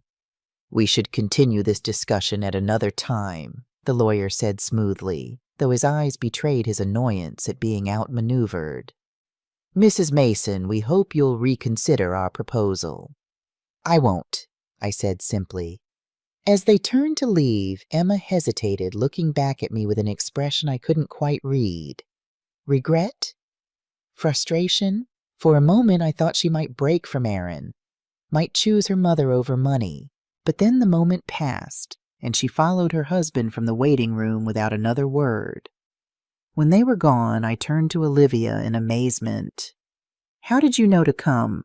She smiled. "Dr. Reed called me when Emma and her husband started asking questions at the reception desk about your appointment. He remembered them from your emergency room visit and was concerned about their intentions. I made a mental note to thank the doctor properly. They're moving faster than we expected." Olivia nodded grimly. "They are, but so are we. The specialist evaluated you yesterday, and I received his preliminary report this morning. It clearly states you're of sound mind and fully capable of managing your own affairs. We're in a strong position, Sandra. As Dr. Reed called my name for my appointment, I felt a strange mixture of sadness and determination. The confrontation in the hospital waiting room had made it clear that this conflict would not be resolved easily or amicably. My children, or at least Emma and Aaron, were prepared to go to extraordinary lengths to get the farm money, but I was equally determined to stand my ground. This wasn't just about money anymore. It was about dignity, autonomy, and the right to make my own choices, regardless of my age. The battle lines had been drawn. Now it remained to be seen who would prevail. 2 weeks after the confrontation at the hospital, I found myself sitting in the Wood County Courthouse, awaiting the hearing that would determine whether my children could take control of my finances. The polished wooden benches were hard and unforgiving, much like the situation I found myself in. Olivia sat beside me, calm and professional in a navy suit, organizing documents in a leather portfolio. On the other side of the aisle, Emma and Aaron whispered to each other while Franklin Morris reviewed papers with an air of smug confidence. Matthew sat a few rows behind them, uncomfortable in a suit that looked like it had been purchased specifically for the occasion. "Are you ready for this?" Olivia asked quietly. I nodded, though my stomach was in knots. As ready as I'll ever be to face my own children in court. The pain in my ribs had subsided to a dull ache, but the emotional wound of their betrayal remained raw and throbbing. I had barely slept the night before, torn between righteous anger and a mother's instinctive desire to protect her children, even from the consequences of their own actions. "Remember," Olivia said, "Judge Coleman has a reputation for being thorough and fair. She doesn't rush to judgment, and she takes elder rights very seriously." "I just want this over with," I whispered, my voice catching. I never imagined I'd be fighting my own children for the right to control my life. The bailiff called the court to order, and we all rose as Judge Harriet Coleman entered. She was a formidable woman in her 60s, with silver hair cropped short and penetrating eyes that seemed to evaluate everyone in the room simultaneously. "Be seated," she said, her voice firm but not unkind. "We're here regarding the matter of Reynolds v. Mason, a petition for temporary conservatorship." She looked over her glasses at the attorneys. "I've reviewed the filings from both parties. Let's begin with the petitioners. Mr. Morris?" Morris rose, buttoning his expensive suit jacket. "Thank you, Your Honor. We're seeking temporary conservatorship over Sandra Mason's financial affairs due to concerns about her mental capacity and decision-making abilities. Mrs. Mason recently came into a significant sum of money from selling family property, and she has been making concerning decisions, including refusing to help her family during a financial crisis." Judge Coleman's expression remained neutral. "And the basis for questioning her capacity?" "Mrs. C's. Mason has exhibited paranoia, confusion about financial matters, and recently suffered a fall resulting in a rib injury, potentially indicating balance or coordination issues that could suggest neurological problems. We have an affidavit from Dr. Richard Kelly suggesting these symptoms warrant further evaluation." I felt my face flush with indignation at the blatant mischaracterization of my fall, but Olivia placed a calming hand on my arm. "Ms. Washington?" the judge prompted. Olivia stood, her presence commanding despite her average height. "Your Honor, we categorically deny all allegations regarding Mrs. Mason's mental capacity. We have comprehensive evaluations from Dr. Eleanor Phillips, a respected geriatric specialist, confirming that Mrs. Mason is of sound mind and fully capable of managing her own financial affairs. She paused, then continued with measured emphasis. Furthermore, we contest the characterization of Mrs. Mason's injury as a fall. Mrs. Mason was physically assaulted by her son, Matthew Mason, during a confrontation about the very money that is at issue in this case. A murmur ran through the courtroom. Emma's face paled, and Matthew shifted uncomfortably in his seat. "That's a serious allegation, Counselor," Judge Coleman said, her gaze sharpening. "Do you have evidence to support it?" "We do, Your Honor. We have Mrs. Mason's medical records, the treating physician's notes indicating the injury was inconsistent with a simple fall, and a sworn statement from Grace Johnson, who discovered Mrs. Mason injured and transported her to the hospital." The judge turned her penetrating gaze to Morris. "Did you investigate the circumstances of Mrs. Mason's injury before including it in your petition, Mr. Morris?" Morris looked momentarily flustered. "We relied on the accounts of our clients, Your Honor." "I see." The single phrase conveyed volumes of skepticism. "Let's proceed with witness testimony." Over the next 2 hours, the ugly truth of the situation unfolded before the court. Emma testified first, attempting to paint me as increasingly confused and paranoid, but faltering under Olivia's cross-examination. "Mrs. Reynolds," Olivia asked, her tone deceptively gentle, "you testified that your mother has become paranoid about her finances. Could you provide specific examples of this paranoia?" Emma shifted uncomfortably. She refused to discuss the farm sale with us, and she wouldn't tell us what she planned to do with the money. "Is privacy the same as paranoia, Mrs. Reynolds?" Olivia asked. "Is it paranoid for an adult to make financial decisions without consulting her adult children?" "No, but and isn't it true that immediately after learning about the farm sale, you demanded $70,000 from your mother, claiming your husband owed money to dangerous people?" Emma's eyes widened. "I didn't demand, I asked for help in a difficult situation. Did you or did you not send a text message to your mother suggesting that if she didn't give you the money, you would have her declared incompetent?" Olivia held up a printout of the message I had shown her during our first meeting. Emma's face crumpled. "I was desperate. Aaron said it was the only way." Aaron, testifying next, attempted to present himself as the concerned son-in-law, but his facade cracked when Olivia pressed him on his financial troubles. "Mr. Reynolds, isn't it true that you've had 5 properties foreclosed in the last 3 years? That you've borrowed money from at least 3 different high-interest lenders? That you've been sued twice by former clients for misrepresentation in real estate transactions?" With each question, Aaron's polished veneer slipped further. By the time Matthew took the stand, the tide of the hearing had clearly turned. Matthew looked haggard, his hands trembling slightly as he was sworn in.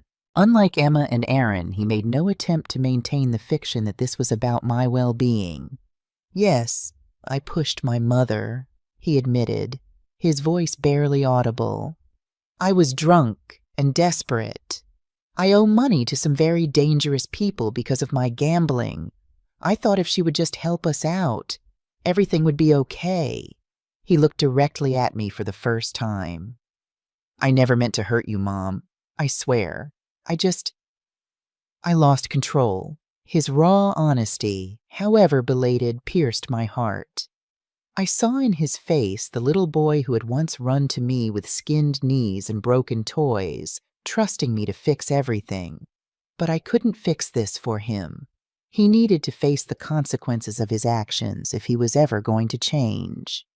When it was my turn to testify, I spoke directly and honestly about the farm sale, my plans for the money, and the subsequent pressure and abuse from my children. "Mrs. Mason," Judge Coleman asked after I'd finished my testimony, "why didn't you file a police report after your son injured you?" I glanced at Matthew, who was staring at the floor. Because I still love my son, Your Honor. I don't want him in jail.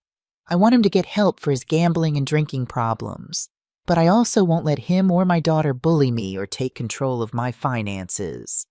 I'm 64, not 94. I'm perfectly capable of managing my own affairs. Judge Coleman nodded, something like approval flickering in her eyes. And what do you plan to do with the proceeds from the farm sale, Mrs. Mason? Your children seem to believe you have no significant use for such a sum. This was the moment I had been waiting for, the chance to reveal what I had kept private for so long. I took a deep breath and shared my dream, watching the judge's expression soften as I spoke. When the testimonies were complete, Judge Coleman removed her glasses and addressed the courtroom. I've heard enough to make a ruling. This petition for conservatorship is denied. She looked directly at Emma and Aaron. Furthermore, I'm issuing a restraining order preventing both of you from approaching Mrs. Mason or attempting to access her finances in any way for the next 90 days. She turned to Matthew. Mr. Mason, while no formal charges have been filed regarding the assault on your mother, I strongly suggest you seek treatment for your gambling and alcohol issues immediately. This court takes elder abuse very seriously, and you've admitted to actions that could result in criminal charges. Finally, she looked at me. Mrs. Mason, this court affirms your right to manage your own finances and make your own decisions. The evaluation from Dr. Phillips clearly shows you're of sound mind and fully competent. You may wish to consider additional protective measures for your assets, given the demonstrated willingness of family members to attempt to access them inappropriately. With a sharp rap of her gavel, it was over. The case was decided. I had won, but it felt like a hollow victory as I watched my children file out of the courtroom, avoiding my gaze. As we gathered our things to leave, Olivia squeezed my hand. You did well, Sandra. Judge Coleman couldn't have been clearer in her support of your rights. But at what cost? I asked, watching the door through which my children had disappeared. I've won my independence, but I may have lost my family. Give it time, she advised. Sometimes people need to hit bottom before they can begin to rebuild. This might be the wake-up call your children needed. I nodded, hoping she was right. As we left the courthouse, I was exhausted but resolute. The legal battle was over, but the harder work of healing, or accepting the permanent fracture of my family, was just beginning. What I didn't realize then was that Judge Coleman's ruling would set in motion a chain of events that would transform all our lives in ways none of us could have predicted. 3 days after the court hearing, I sat in Grace's sunroom, watching butterflies flit among her rose bushes. My own home felt too empty, too haunted by the memory of Matthew's violence and Emma's betrayal. I wasn't hiding, I told myself. Just healing. You should eat something, Grace said, setting a plate of sandwiches on the table between us. You've barely touched food since the hearing. I smiled weakly. I'm not very hungry these days. Grace sat across from me, her expression concerned but determined.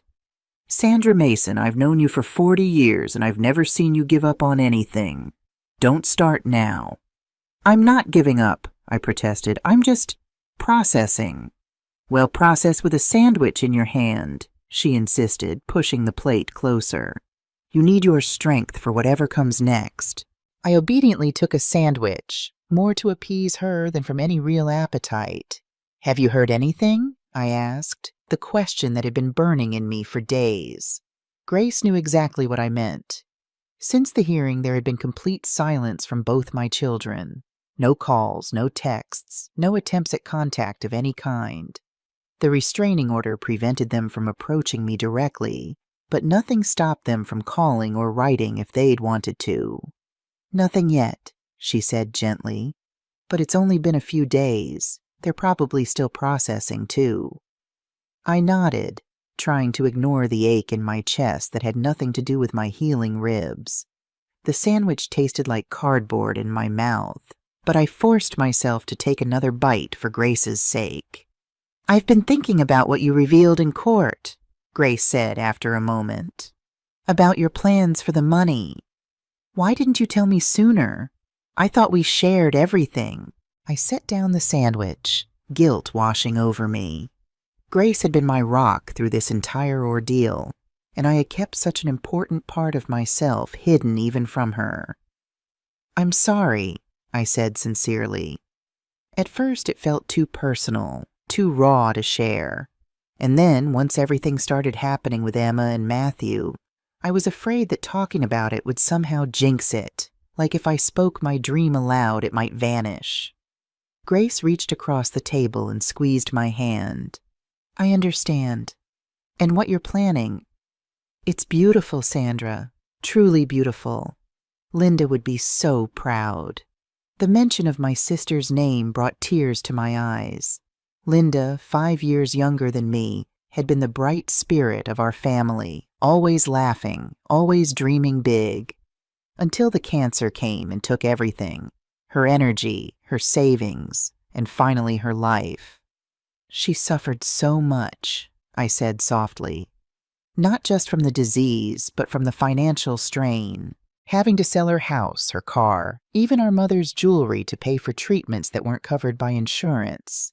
And in the end, it still wasn't enough. Grace nodded, having witnessed Linda's struggle alongside me. And now you want to help other women avoid that same fate. The Susan Hope Foundation, I confirmed, the name feeling right on my tongue. I had chosen to use Linda's middle name, Susan, feeling it sounded more professional for the foundation. A fund to help low-income women with cancer cover costs that insurance won't. Experimental treatments, childcare during appointments, transportation, even basic living expenses so they don't have to choose between medicine and food. It's a wonderful tribute, Grace said, and so needed in our community. But Sandra, what about your own security? You're giving away most of the money? I shook my head. Not all of it. I'm keeping enough to fix my house, buy a reliable car, and have a safety net for myself. But the majority, yes. It feels right. It feels like what Linda would want. And what about your children? If they had approached you differently, would you have helped them too? The question caught me off guard, forcing me to confront something I hadn't fully acknowledged. Yes, I admitted after a moment. If they had come to me with respect and honesty, if they had been willing to work on the underlying issues rather than just demanding cash, I would have found a way to help them too. But they never gave me the chance. Grace nodded thoughtfully. Maybe they still will, when they've had time to reflect on everything that's happened. Maybe, I agreed, though without much conviction. The chasm that had opened between us seemed too wide to bridge. Our conversation was interrupted by the ringing of Grace's doorbell. She frowned, not expecting visitors, and went to answer it.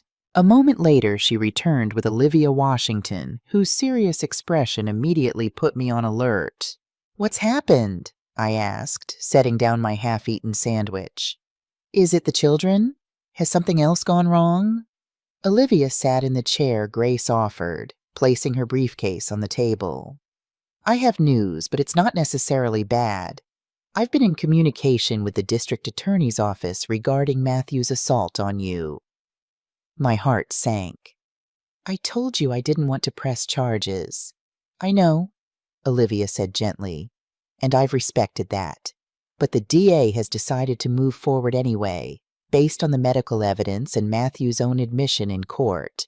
They're charging him with domestic assault." "But he's my son," I protested. "Can't I have any say in this?" "In cases of domestic violence, the state often proceeds regardless of the victim's wishes," Olivia explained. "They believe it's in the public interest to discourage such behavior, and they worry that victims may feel pressured not to press charges due to family relationships." I closed my eyes, imagining Matthew being led away in handcuffs. Despite everything, the image was devastating. What will happen to him? "That's actually why I came in person," Olivia said, her tone softening. Matthew has been in contact with the DA's office. He's agreed to plead guilty and enter a rehabilitation program for alcohol and gambling addiction. If he completes it successfully, he may avoid jail time beyond the initial sentence. Relief flooded through me. It wasn't ideal, but it was far better than I had feared. And the others? Emma and Aaron? Emma has agreed to cooperate with the investigation into the conspiracy to declare you incompetent. In exchange for her testimony against Aaron and Morris, she's been offered probation and community service. Community service? I repeated, finding it hard to imagine my corporate-minded daughter doing such work. Specifically, working with seniors at a care facility, Olivia said, a hint of satisfaction in her voice.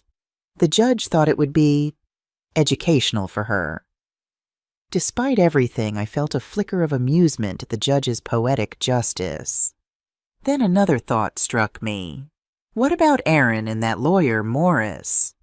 They're facing more serious charges, including conspiracy to commit financial elder abuse and attempted exploitation. Morris will likely be disbarred, and Aaron is looking at possible jail time depending on how the case develops. I absorbed this information in silence. Justice was being served, but there was no joy in it for me, only a profound sadness that it had come to this.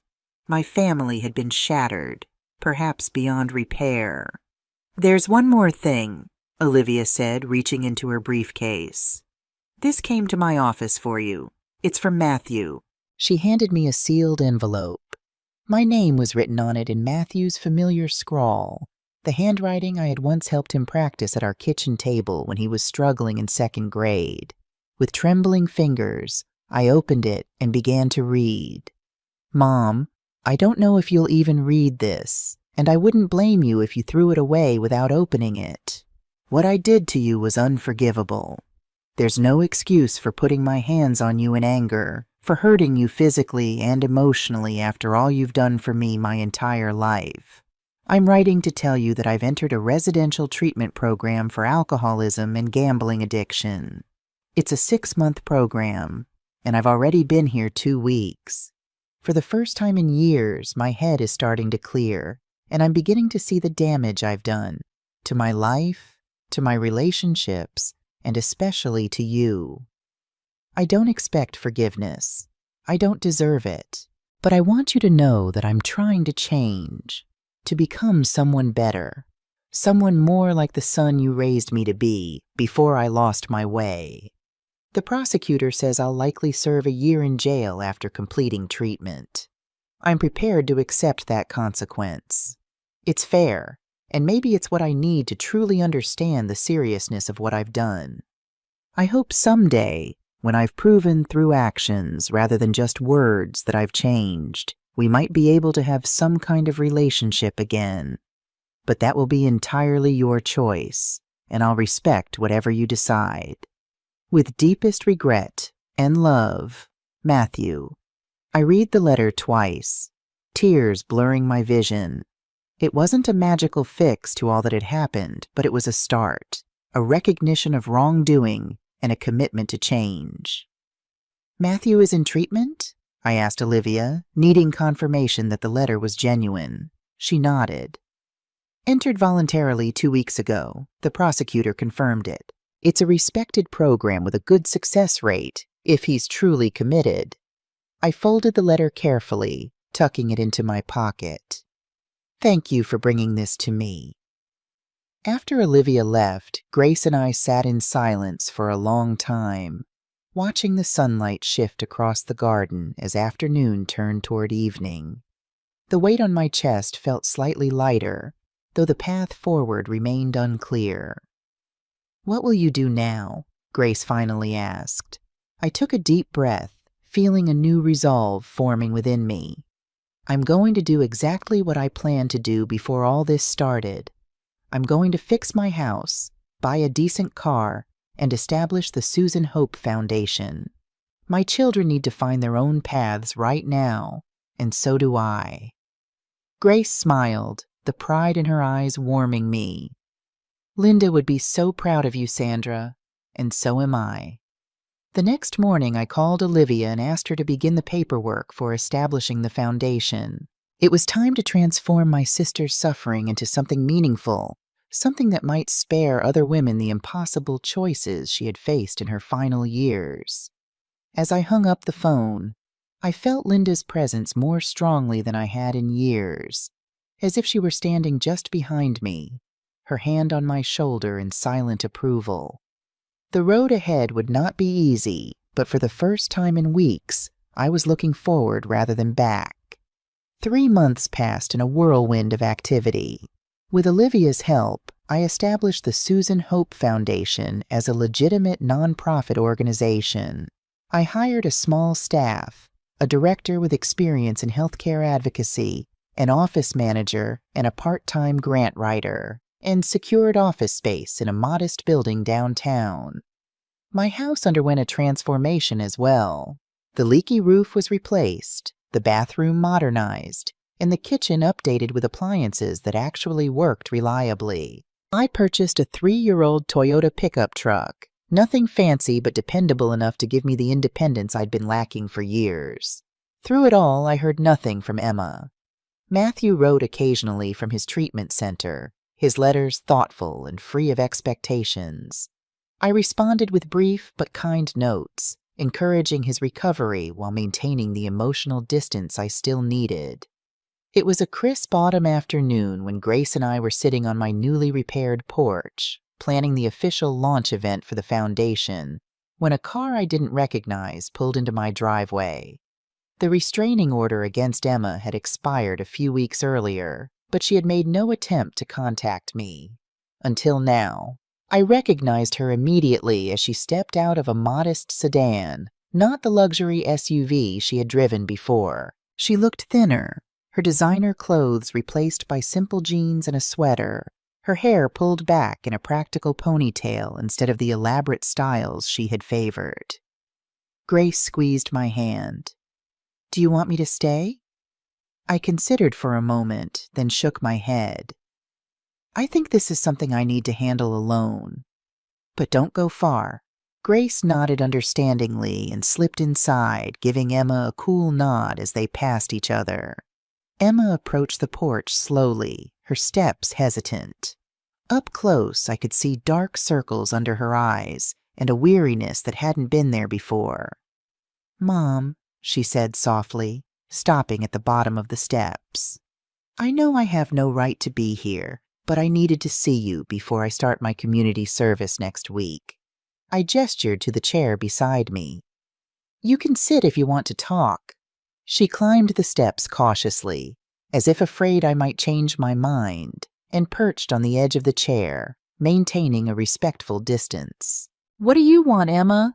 I asked directly, too emotionally drained for pleasantries.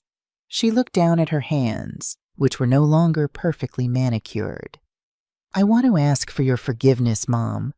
Not a superficial apology, but a genuine forgiveness from daughter to mother." I said nothing, waiting for her to continue. "These last few months have given me a lot of time to think," she went on, her voice stronger now, "about who I've become, about how I let Aaron's priorities become my priorities, about how I betrayed you, the one person who has always been there for me, no matter what." "And what conclusions have you reached?" I asked, my tone neutral. Emma finally looked up, meeting my eyes directly. "That I lost myself somewhere along the way, that I became someone I don't recognize, someone who would hurt her own mother for money, who would lie in court, who would stand by while her brother physically assaulted you. I'm ashamed, Mom, so deeply ashamed." Her honesty was disarming, but I had learned to be cautious. "Words are easy, Emma. Actions are what count." "I know," she nodded, a tear slipping down her cheek. "That's why I'm not asking you to forgive me right now. I'm just asking that perhaps, with time, you can consider giving me a chance to show you that I can be better, that I am better." I studied her, trying to see beyond the surface to the daughter I had raised. There was a humility in her now that had been absent before, a rawness that seemed genuine. "And Aaron?" I asked. "Are you still with him?" Emma's gaze dropped again. "We're getting divorced. I realized that he was the one who manipulated me to act against you, and I can't be married to someone who made me hurt my own mother." The news surprised me. Emma and Aaron had always presented themselves as the perfect couple, their image carefully curated for social media and family gatherings. "That's a significant decision." "It was necessary," Emma said simply. "Aaron's facing his own legal consequences now. The investigators found evidence that he'd been embezzling from his real estate clients for years. That's why we were always in financial trouble despite his seemingly successful career." "And the children?" I asked, thinking of my grandchildren whom I hadn't seen in months. "They're staying with me." Aaron agreed because he knows his legal troubles put him in a bad position for custody. She hesitated. "They miss you, Mom. They ask about you all the time." The thought of Lily and Jacob wondering why their grandmother had disappeared from their lives made my heart ache. They were innocent in all this. "How will you support them alone?" I asked, genuinely concerned. Emma had worked part-time at best over the years, relying primarily on Aaron's income. "I've taken a full-time job at an office in addition to the community service," she replied. "It's not glamorous, and the pay isn't great, but it's honest work. We've downsized to a small apartment, sold most of our luxury items. It's going to be tight for a while, but I prefer living with financial difficulties than living with the guilt of what I did to you." For the first time since she arrived, I saw a glimpse of the daughter I had known, the practical, determined girl who had worked so hard in school, who had faced challenges head-on before Aaron came into her life. "What are you going to tell the children about all of this?" I asked. "About why their parents are divorcing, why their father is in legal trouble, why they haven't seen me." Emma straightened her shoulders. "I'm going to tell them the truth, in an age-appropriate way, that their mom made very serious mistakes, that she hurt their grandmother, and that she's working very hard to be a better person. I won't lie to them like I've lied to myself for so long." Her answer, more than anything else she had said, gave me hope that real change might be possible. Still, I wasn't ready to simply forget everything that had happened. "I have one condition for considering forgiving you someday," I said after a long moment. "Anything, Mom. I want you to get therapy. Real therapy, not just the court-mandated sessions. I want you to understand how you came to be capable of betraying your own mother, and I want you to make sure it never happens again. Not to me, not to anyone." "I've already started," Emma said, a hint of relief in her voice. "It's part of the terms of my probation, but even if it wasn't mandatory, I would do it. I need to understand how I lost myself so completely." We sat in silence for a while, the autumn breeze rustling the leaves of the old oak tree in my yard. There was still so much between us: hurt, betrayal, broken trust, but also decades of love and shared history that couldn't be erased by even the worst mistakes. "I can't promise you immediate forgiveness, Emma," I finally said. "What happened was too serious for that, but I'm willing to consider a new beginning, one step at a time." Emma nodded, tears flowing freely now. "That's more than I deserve, and all I can ask for." As she rose to leave, she hesitated, then reached into her purse and pulled out a small, flat package wrapped in simple brown paper. "This is for you. I found it when I was packing up the house. It's not much, but I thought you might want it." I unwrapped it carefully to find a framed photograph I hadn't seen in years. Linda and me at the lake the summer before her diagnosis, our arms around each other, laughing at some forgotten joke, our faces alight with joy and sisterly love. "Where did you find this?" I asked, my voice thick with emotion. It was in Dad's old fishing tackle box in the garage, Emma explained. I remembered how much that day meant to you both, and I thought it might be important for the foundation. The fact that she remembered the significance of that day, that she had thought to save this particular photo from the chaos of her dissolving marriage and moving, touched something deep within me. It was a small gesture, but a meaningful one. Thank you, I said sincerely. This means a lot to me. After Emma left, Grace came back out to the porch, settling beside me with a questioning look. She seems different, she observed cautiously. She does, I agreed, still looking at the photograph. Time will tell if it's genuine and lasting, but I want to believe it is. The foundation opening is next week, Grace reminded me. Will you invite her? I considered the question carefully. Not yet. It's too soon, but maybe someday, one step at a time. That night, as I placed Linda's photograph on my bedside table, I felt a sense of cautious hope. My family had been broken in ways I never could have imagined, but perhaps with time and genuine effort, some form of healing was possible. Not a return to what was, that would never happen, but something new, built on honesty, respect, and the hard lessons we had all learned through this painful journey. The Susan Hope Foundation celebrated its first anniversary with a small gathering at the local community center. In just 12 months, we had helped 57 women with their cancer treatments, providing financial support that made the difference between receiving care and going without. I stood at the podium, looking out at the faces of donors, volunteers, and most meaningfully, some of the women we had helped who were well enough to attend. At 65, I felt more purposeful than I had in decades. 1 year ago today, we opened our doors with a simple mission, I began, to ensure that no woman in our community would have to choose between life-saving treatment and feeding her children. To make sure no one else would have to sell their home or their cherished possessions just to afford the medication they need to survive. I touched the small locket around my neck that contained a tiny picture of Linda.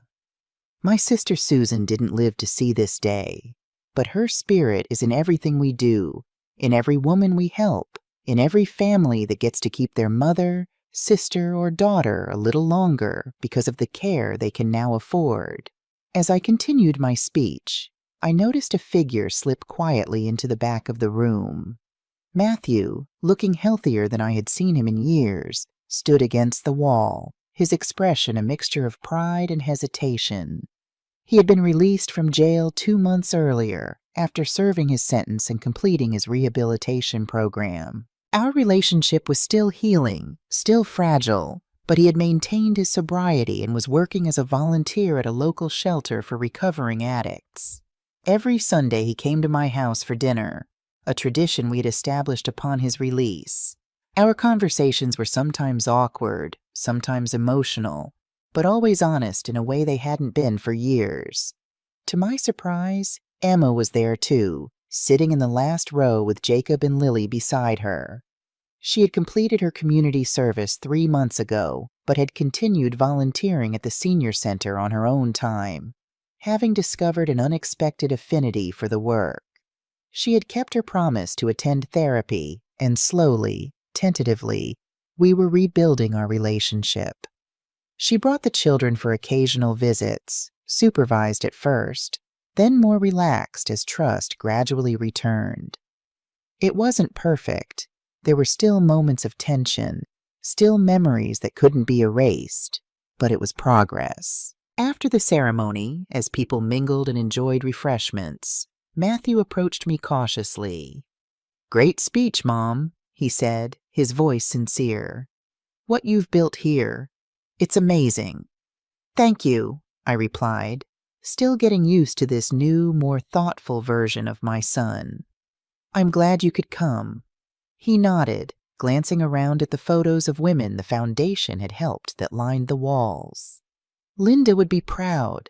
I remember how hard it was for her at the end, worrying about money when she should have been focusing on getting well. The fact that he remembered, that he understood the deeper purpose behind the foundation, meant more to me than he could know. "How's the job search going?" I asked, changing the subject to his current challenge. Finding employment with a criminal record was proving difficult, despite his new skills and sobriety.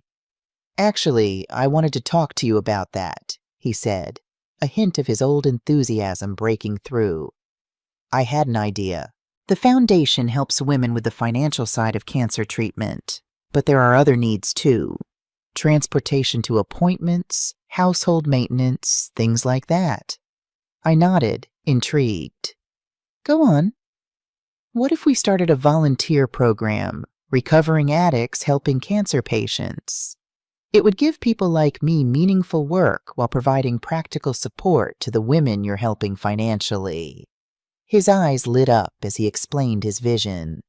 "We could call it Second Chances, for the volunteers getting a second chance at a meaningful life, and for the patients fighting for their second chance at health." The idea struck me as inspired, a way to expand the foundation's impact while also creating opportunities for people struggling to rebuild their lives after addiction. "That's actually a wonderful idea, Matthew," I said, genuinely impressed. "Why don't you put together a proper proposal and we can discuss it at our next board meeting?" His face brightened with surprise and hope. "You'd consider it? Really?" "Of course," I said simply. "It's a good idea, and you're the right person to develop it, given your experience on both sides, as Linda's nephew and as someone in recovery."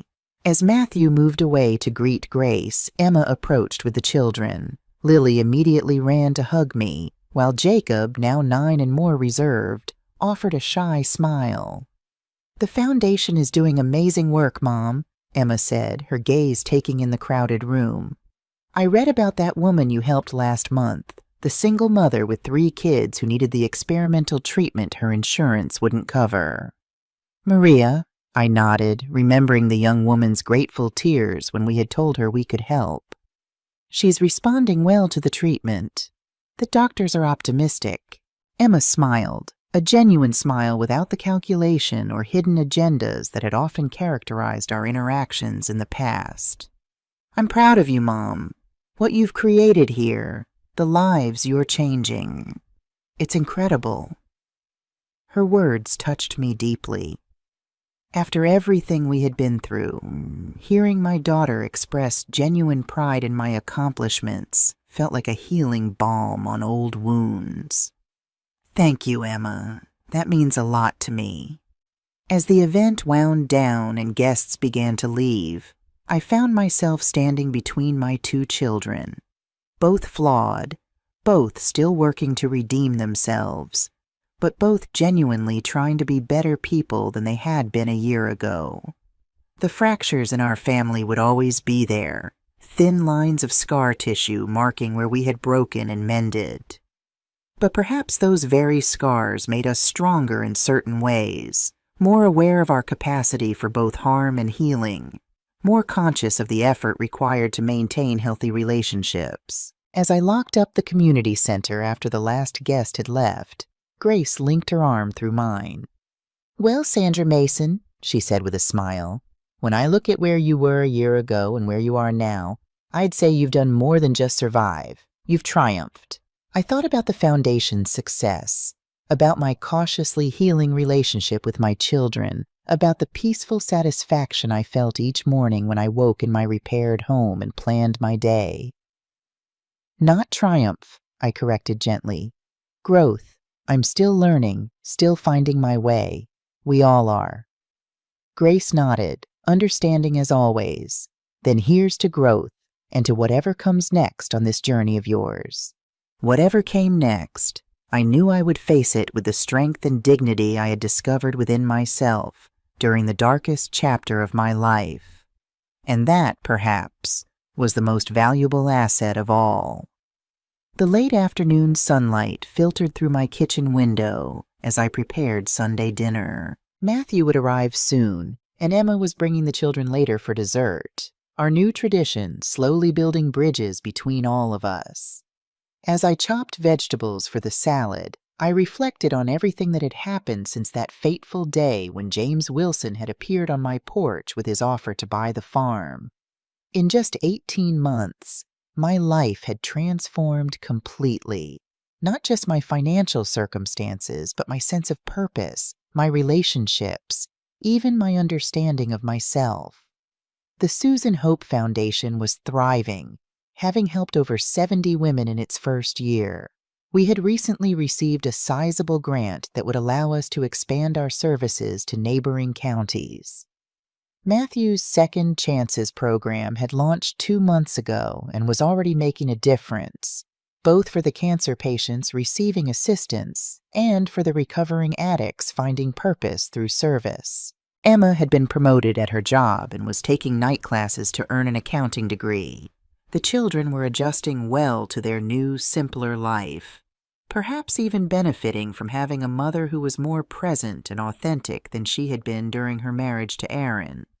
Aaron himself was serving a 3-year sentence for fraud and embezzlement. Franklin Morris had been disbarred and was facing his own legal consequences for his role in the attempted exploitation. Their fates brought me no joy, but I recognized the necessity of accountability for harmful actions.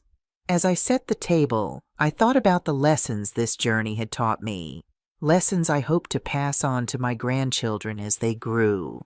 I had learned that it is okay to say no, even to those you love most. That setting boundaries isn't selfish, but necessary for healthy relationships. That age doesn't diminish one's right to autonomy and respect. I had learned the difference between helping and enabling, between supporting growth and subsidizing self-destruction. I had discovered that true love sometimes requires standing firm rather than giving in, even when doing so causes temporary pain. Most importantly, I had learned to value myself as much as I valued others. A lesson that had come late in life, but was perhaps all the more precious for its delayed arrival. The sound of tires on gravel announced Matthew's arrival. I watched through the window as he parked his modest used car, purchased with his first paychecks from the part-time job he had finally secured at the local hardware store. He moved with a confidence I hadn't seen in him for years, his posture straight, his steps purposeful. As he approached the house, carrying a small potted plant as a gift, I was struck by how much he resembled his father, not just in his physical features, but in the quiet dignity that had begun to define him since his recovery. I opened the door before he could knock, welcoming him with a warm embrace that would have been unimaginable a year earlier. "Something smells good," he said, handing me the plant, a cheerful little succulent in a blue ceramic pot. "Pot roast," I replied, setting the plant on the windowsill where it would catch the morning light. "Your father's recipe." Matthew smiled at the mention of John, no longer flinching away from memories as he once had. "He'd be proud of you, Mom, of what you've built, of how you've handled everything." "I think he'd be proud of both of us," I said honestly, "of how far we've come, despite our mistakes." As we moved into the kitchen together, I felt John's presence almost tangibly, not as a ghost or spirit, but as the values and love he had instilled in our family. Values that had been temporarily lost, but were now being rediscovered and honored. I thought back to that morning on my porch when I had been watering my tomato plants, oblivious to the storm that was about to engulf my life. So much had changed since then, so much pain endured, so many difficult truths confronted. But standing in my kitchen, preparing to break bread with my son and later with my daughter and grandchildren, I felt a profound sense of peace. The money from the farm had brought both crisis and opportunity into my life.